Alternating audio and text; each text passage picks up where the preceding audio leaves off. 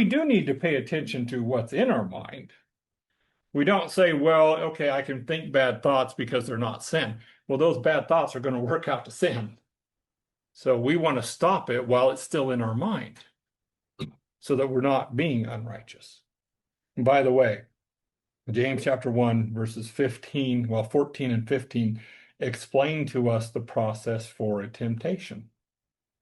It's a good thing to know, especially when you understand a trespass and a sin are two different things.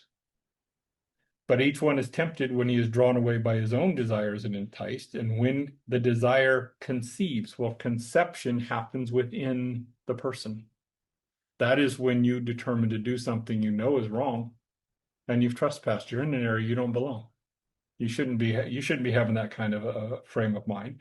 But you'll notice what the conception then births sin. Sin is exterior to the body. Mm-hmm. So it doesn't say back over in 1 Corinthians chapter 13 and verse 6, it doesn't say that it doesn't rejoice in sin. It says it doesn't rejoice in unrighteousness. So that includes a bad frame of mind.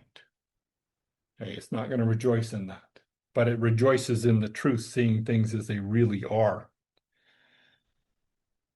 And that is actually what your concept of truth is. So when it comes to seeing things that are truthful, so when you get back up here to thinks no evil, that's not saying it doesn't think bad things about people. That's we don't attribute things that are false to somebody, that lack in character.